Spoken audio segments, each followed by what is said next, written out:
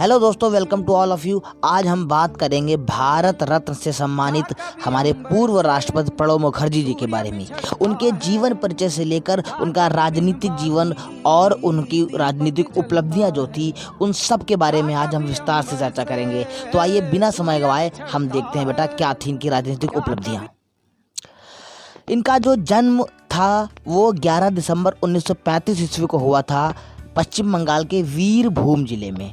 इनके पिता कामदा किंकर मुखर्जी जो कि भारत के स्वतंत्रता संग्राम सेनानी भी थे और इन्होंने 10 वर्ष से अधिक की जेल भी काटी थी। माता राजलक्ष्मी मुखर्जी और इनकी पत्नी जो थी वो सुभद्रा मुखर्जी थी। राष्ट्रपति पद पर इन्होंने जो कार्यरत रहे वो 25 जुलाई 2012 से 25 जुलाई 2017 तक इन्होंने राष्ट्रपति का जो भारत का सर्वोच्च पद है वो संभाला। और ये बात ध्यान रखने वाली योग्य है कि ये भारत के 13वें राष्ट्रपति थे।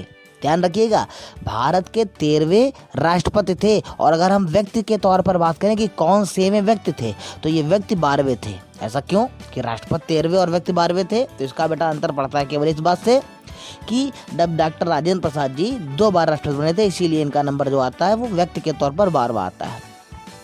उसके बाद देश के वित्त मंत्री रहे ये 1982 से 1984 ईस्वी तक। और भारत रत्न इनको 2019 में से सम्मानित किया गया भारत रत्न के पुरस्कार से। और अगर हम बात करें कि भारत रत्न की शुरुआत किसने की थी और कब की थी, तो भारत रत्न की शुरुआत डॉक्टर राजेंद्र प्रसाद जी ने 2 जनवरी 1954 ईस्वी को की थी। पद्म विभूषण इनको मिला था 2008 ईस्वी में। तो ये सब चीज़ें बेटा आप नोट कर लेना अच्छे से, क्योंकि ये सब हर एग्ज़ाम में काम आना है आपका। ये ध्यान रखिएगा, हर एग्ज़ाम में काम आएंगे ये। आगे देखते हैं क्या प्रणब मुखर्जी द्वारा लिखी गई पुस्तकें क्या थी। तो 1969 ईस्वी में इनकी एक पुस्तक थी मिड टर्म पोल। उसके बाद 1984 ईस्वी में emerging dimensions of Indian economy. और ये एक बात और समझनी होगी कि ये वित्त मंत्री के तौर पर भी रहे हैं कई बार जब इंदिरा गांधी का दौर था।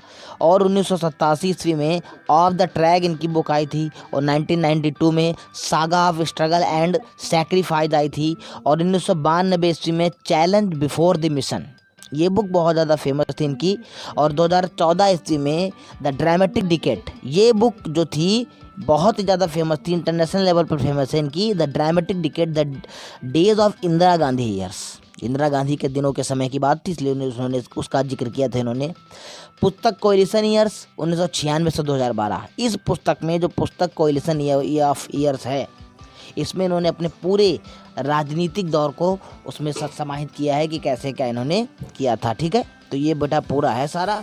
और उम्मीद करता हूँ अच्छा लगेगा वीडियो आपको, और अच्छा लगे तो आप वीडियो को लाइक करें, शेयर करें और सब्सक्राइब भी कर दें।